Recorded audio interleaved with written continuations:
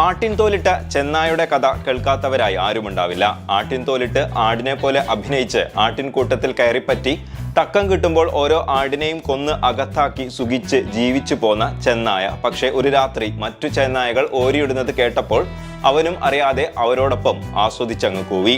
തന്റെ ശരിക്കും സ്വഭാവം പുറത്തു ചാടിയ ചെന്നായെ പിന്നെ നാട്ടുകാർ എല്ലാം ചേർന്ന് തല്ലിക്കൊന്ന കഥ. ഇത്തരത്തിൽ ചെന്നായകൾ മനുഷ്യർക്കിടയിലുമുണ്ട്. എത്രയൊക്കെ അഭിനയിച്ചാലും മറച്ചു വെക്കാൻ ശ്രമിച്ചാലും ഒരാളുടെ റിയൽ ക്യാരക്ടർ ഇടയ്ക്കൊക്കെ പുറത്തു വരും. പറഞ്ഞു വരുന്നത് സംവിധായകൻ മേജർ രവി മമ്മൂട്ടിയുമായി നിൽക്കുന്ന ഒരു സെൽഫി കഴിഞ്ഞ ദിവസം ഫേസ്ബുക്കിൽ പോസ്റ്റ് ചെയ്തതുമായി ബന്ധപ്പെട്ടാണ്. മേജർ രവി നമ്മുടെ രാജ്യത്തിനു വേണ്ടി സേവനം അനുഷ്ഠിച്ച സൈനികൻ. ആ ബഹുമാനം അദ്ദേഹത്തോട് നമുക്ക് എപ്പോഴുമുണ്ട്. പിന്നീട് അദ്ദേഹം സംവിധായകന്റെ കുപ്പായമണിഞ്ഞ് സിനിമാ മേഖലയിൽ എത്തിയപ്പോഴും അതിന് കുറവൊന്നും വന്നില്ല. മോഹൻലാലിനെ നായകനാക്കി എടുത്ത കീർത്തി ചക്ര വലിയ വിജയമായി മാറി. മലയാളത്തിൽ നായർ സാബ്, കാശ്മീരം പോലെയുള്ള പെട്ടാള സിനിമകൾ വന്നിട്ടുണ്ടെങ്കിലും പൂർണ്ണമായും ഒരു പാട്രിയോട്ടിക് ജോണറിൽ വന്ന ആദ്യ മലയാള സിനിമ കീർത്തി ചക്ര തന്നെയാണ്. ആ സിനിമയിൽ മോഹൻലാൽ അവതരിപ്പിച്ച കഥാപാത്രം മേജർ മഹാദേവന് ലഭിച്ച സ്വീകാര്യതയും അതേ തുടർന്ന് ലഫ്റ്റനന്റ് കേണൽ പദവി നൽകി അദ്ദേഹത്തെ രാജ്യം ആദരിച്ചതുമൊക്കെ നമുക്ക് എല്ലാവർക്കും അറിയാവുന്ന കാര്യവുമാണ്. ആ കഥാപാത്രത്തിന്റെ ഫ്രാഞ്ചൈസിയായി പിന്നീട് വന്ന സിനിമകൾക്കൊന്നും പക്ഷേ തിയേറ്ററിൽ വിജയം കാണാൻ കഴിഞ്ഞില്ല.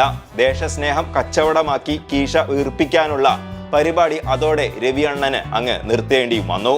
ഇപ്പോൾ പണ്ട് ആനപ്പുറത്ത് ഇരുന്ന തഴമ്പിന്റെ കഥ പറഞ്ഞ് സോഷ്യൽ മീഡിയയിൽ വലിയ പിള്ള ചമഞ്ഞ് നടക്കലാണ് പുള്ളിയുടെ മെയിൻ ഹോബി. ഇന്ത്യൻ ആർമിയിൽ സേവനമനുഷ്ഠിച്ച ഏക മലയാളി പുള്ളിയാണെന്ന രീതിയിലാണ് പലപ്പോഴും പുള്ളിയുടെ സോഷ്യൽ ഇന്ററാക്ഷൻസ് ഒക്കെ. വയനാട് പ്രകൃതി ദുരന്തം ഉണ്ടായപ്പോൾ മോഹൻലാലിനൊപ്പം സൈനിക യൂണിഫോമിൽ എത്തിയത് വലിയ വിവാദമായിരുന്നു. അദ്ദേഹത്തിന്റെ പേരിൽ ഒരു റിട്ടയേർഡ് പട്ടാളക്കാരൻ കേസ് ഫയൽ ചെയ്യുകയും ചെയ്തിരുന്നു. 2018 പ്രളയ സമയത്ത് കേരളം ഒറ്റക്കെട്ടായി അതിനെ നേരിട്ടപ്പോൾ ആ രക്ഷാപ്രവർത്തനത്തിന്റെ ഭാഗമായ അദ്ദേഹം കേരളത്തെ അധിക്ഷേപിച്ച അർണബ് ഗോസ്വാമിയെ ശക്തമായ ഭാഷയിൽ അന്ന് വിമർശിച്ചിരുന്നു. ഇനി മുതൽ ഞാൻ കറകളഞ്ഞ മതേതരവാദി ആയിരിക്കുമെന്ന സ്റ്റേറ്റ്മെന്റും അന്ന് പുള്ളി ഇറക്കി.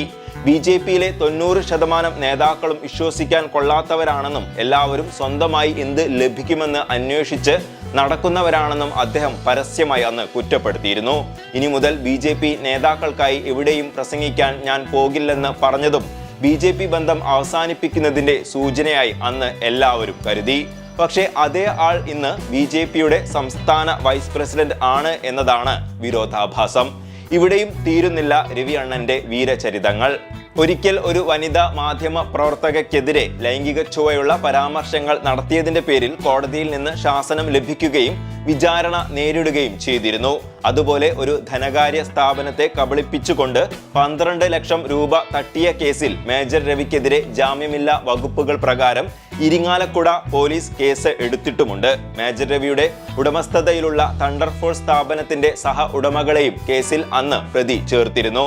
തണ്ടർഫോഴ്സ് എന്ന സെക്യൂരിറ്റി സ്ഥാപനത്തിന്റെ ഡയറക്ടർ ആക്കാമെന്ന് പറഞ്ഞ് പലപ്പോഴായി ലക്ഷങ്ങൾ തട്ടിയെടുത്തു എന്നാണ് പരാതിയിൽ പറഞ്ഞിരിക്കുന്നത്. മേജർ രവിയുടെ അക്കൗണ്ടിലേക്കാണ് കൂടുതൽ തുകയും നൽകിയത്.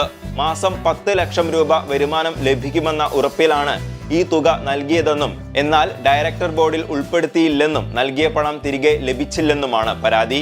ഇങ്ങനെ പോകുന്നു AK രവീന്ദ്രൻ എന്ന മേജർ രവിയുടെ ലീലാവിലാസങ്ങൾ. ഇതിൽ മലയാളികളെ ഏറ്റവും നൊമ്പരപ്പെടുത്തിയ കാര്യം മമ്മൂട്ടിയുടെ നാഷണൽ അവാർഡ് തഴയുന്നതിന് പിന്നിൽ ഇദ്ദേഹം പ്രവർത്തിച്ചതായിരുന്നു. സിനിമ കണ്ട പ്രേക്ഷകർ ഒന്നടങ്കം മമ്മൂട്ടിക്ക് അവാർഡ് പ്രതീക്ഷിച്ച കഥാപാത്രമായിരുന്നു പേരമ്പിലെ മമ്മൂട്ടി അവതരിപ്പിച്ച അമ്മുധവൻ. അവാർഡ് മമ്മൂട്ടിക്ക് ലഭിക്കാത്തതിന് പിന്നിൽ രവിയുടെ കറുത്ത കരങ്ങൾ ഉണ്ടെന്നത് പരസ്യമായ രഹസ്യമാണ്. അന്ന് ജൂറി അംഗങ്ങളിൽ ഉണ്ടായിരുന്ന രവി അവാർഡ് ലഭിക്കാൻ മമ്മൂട്ടിക്ക് അനുകൂലമായി നിന്നില്ല എന്ന് മാത്രമല്ല സിനിമയ്ക്ക് ഭയങ്കര വലിച്ചിൽ ആയിരുന്നു എന്ന് മീഡിയയ്ക്ക് മുന്നിൽ വന്ന് കുറ്റപ്പെടുത്തുകയും ചെയ്തു. 66ാമത് ദേശീയ ചലച്ചിത്ര അവാർഡിന്റെ പ്രഖ്യാപനം അല്പസമയം മുമ്പ് നടന്നു. ഈ അവാർഡ് തീരുമാനിച്ച ജൂറി സമിതിയിൽ അംഗമാണ് മലയാളത്തിന്റെ സ്വന്തം മേജർ രവി. അദ്ദേഹം നമ്മോടൊപ്പം ചേരുന്നുണ്ട്. പേരമ്പ് നമ്മൾ ഈ സമീപകാലത്ത് മമ്മൂക്കയുടെ ഒരു ഗംഭീരമായിട്ടുള്ള ഒരു പെർഫോമൻസ് അദ്ദേഹം നടത്തിയ ഒരു ചിത്രമെന്ന ഒരു ഖ്യാതി അതിലുണ്ടായിട്ടുണ്ട്. അതുകൊണ്ട് തന്നെ ഈ ദേശീയ അവാർഡിന് പേരമ്പും മമ്മൂക്കയുടെ പെർഫോമൻസും പരിഗണിക്കപ്പെടുമെന്ന് പലരും പ്രതീക്ഷിച്ചിരുന്നു. എന്താണ് പേരമ്പും മമ്മൂക്കക്കും സംഭവിച്ചത്? എവിടെയോ സെക്കൻഡ് ഹാഫിനകത്ത് എവിടെയോ കുറച്ച് സിനിമ വലിഞ്ഞുപോയി. ഇതാണ് അവിടുത്തെ ഒരു ഇതുണ്ട്. ആ വലിഞ്ഞു പോയ സമയത്ത് ആ ഒരു കോൺസെൻട്രേഷൻ, ഒരു നടനോടുള്ള കോൺസെൻട്രേഷൻ അവിടെ എവിടെയോ വലിഞ്ഞു പോയോ എന്നുള്ള ഒരു തോന്നൽ, ഇതാണ് ഡിസ്കഷനിൽ വന്നത്. അങ്ങനെ നമുക്കറിയാം, കഴിഞ്ഞ ഒരു ദശാബ്ദത്തിൽ വന്ന സിനിമകളിലെ ഏറ്റവും മികച്ച സിനിമകളിൽ ഒന്ന് തന്നെയായിരുന്നു 2018 പേരമ്പ്. പക്ഷെ അന്ന് മേജർ രവി ഉൾപ്പെടുന്ന അംഗങ്ങൾ അവാർഡിനായി തെരഞ്ഞെടുത്ത നടന്മാർ ഒന്ന് വിക്കി കൗശലും മറ്റൊന്ന് ആയുഷ്മാൻ ഖുർആാനയുമായിരുന്നു. യഥാക്രമം ഉറിയിലെയും അന്ധാധുനിലെയും അഭിനയത്തിനാണ് ഇവർ അവാർഡ് പങ്കുവച്ചത്. രണ്ട് സിനിമകളും നല്ല സിനിമകളായിരുന്നു, അതിൽ തർക്കമൊന്നുമില്ല.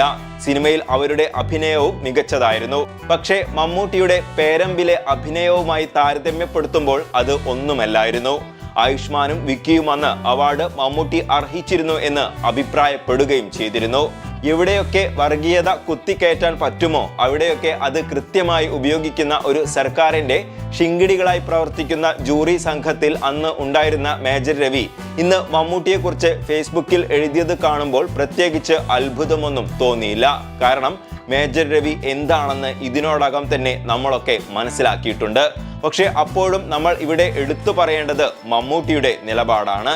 തികച്ചും പ്രൊഫഷണൽ ആയി കാര്യങ്ങളെ കാണാനും തന്റെ മതേതരത്വ നിലപാട് മുറുകെ പിടിക്കുന്നതിലും മമ്മൂട്ടി എന്ന നടനും വ്യക്തിയും അതീവ ജാഗ്രത പുലർത്തുന്നത് പല സന്ദർഭങ്ങളിലും നമ്മൾ കണ്ടിട്ടുണ്ട്. വിവാദപരമായ പല വർഗീയ വിഷയങ്ങളിലും അദ്ദേഹം മൗനം പാലിക്കുന്നതിന് പിന്നിലും ഇത്തരത്തിൽ ചേരിതിരിഞ്ഞ് ആളുകൾ പരസ്പരം ചെളിവാരി എറിയുന്നത് കാണാൻ താല്പര്യമില്ലാത്തത് കൊണ്ടായിരിക്കാം. അതിന്റെ പേരിൽ അദ്ദേഹം നട്ടലില്ലാത്തവനെന്നും സിനിമയിൽ ധീരൻ, ജീവിതത്തിൽ ഭീരു എന്നൊക്കെയുള്ള കളിയാക്കലുകൾ ഏറെ കേൾക്കേണ്ടിയും വന്നിട്ടുണ്ട്. എന്നിട്ടും അദ്ദേഹത്തെ സുഡാപ്പി ആക്കാനും മതഭ്രാന്തൻ ആയി മുദ്ര കുത്താനും മട്ടാഞ്ചേരി മാഫിയ തലവൻ ആക്കാനുമൊക്കെ ചിലർ ഇപ്പോഴും കിണഞ്ഞ് ശ്രമിക്കുന്നുമുണ്ട്. മേജർ രവിയുമൊത്ത് 2007 മിഷൻ 90 ഡേയ്സ് എന്ന ഒരു മികച്ച സിനിമ മമ്മൂട്ടി ചെയ്തുവെങ്കിലും ആ സിനിമ തിയേറ്ററിൽ വിജയം കണ്ടിരുന്നില്ല. ഇപ്പോൾ വീണ്ടും മേജർ രവിയുമൊത്ത് പുതിയ ഒരു സിനിമയുമായി പ്രേക്ഷകരുടെ മുന്നിലേക്ക് എത്തുകയാണ് മമ്മൂട്ടി. പട്ടാള സിനിമകളിൽ നിന്നും വിഭിന്നമായി ഇത്തവണ മമ്മൂട്ടി മേജർ രവി ടീം വരുന്നത് ഒരു ആക്ഷൻ ത്രില്ലറുമായാണ്. ഇതിനോട് അനുബന്ധിച്ചുള്ള യാത്രയിലോ മറ്റോ ആണ് മേജർ രവി മമ്മൂട്ടിയുമൊത്തുള്ള ആ സെൽഫി കഴിഞ്ഞ ദിവസം സോഷ്യൽ മീഡിയയിൽ പങ്കുവച്ചത്. മലയാളത്തിന്റെ ഒരേയൊരു മമ്മൂട്ടിയുമായി ദുബായിലേക്ക് പറക്കുന്നു. വർഷങ്ങൾ ഏറെ കഴിഞ്ഞിട്ടും മമ്മൂട്ടിയുടെ ഊഷ്മളതയും ഇൻസ്പിറേഷനും മാറ്റമില്ലാതെ തന്നെ തുടരുന്നു. നിങ്ങൾ എന്നും ഒരു ഇൻസ്പിറേഷനാണ്. ലവ് യു ചെറുപ്പക്കാര എന്നാണ് ആ സെൽഫിക്കടിയിൽ മേജർ രവി കുറിച്ചിരുന്നത്. തന്നോട് ഇത്രയൊക്കെ പ്രവർത്തിച്ചിട്ടും മേജർ രവിയോട് നീരസം കാണിക്കാതിരിക്കുന്ന മമ്മൂട്ടിയുടെ ആ വലിയ മനസ്സിനിരിക്കട്ടെ ഒരു ബിഗ് സല്യൂട്ട്. വീഡിയോ ഇഷ്ടമായ ലൈക്ക് ചെയ്യുക. കൂടുതൽ വീഡിയോകൾക്കായി ചാനൽ സബ്സ്ക്രൈബ് ചെയ്ത് ആ ബെല്ലൈക്കൺ അമർത്തണമെന്നും വിനീതമായി അഭ്യർത്ഥിക്കുന്നു. അടുത്ത ഒരു വീഡിയോയുമായി വീണ്ടും കാണാം. അതുവരേക്കും ബൈ.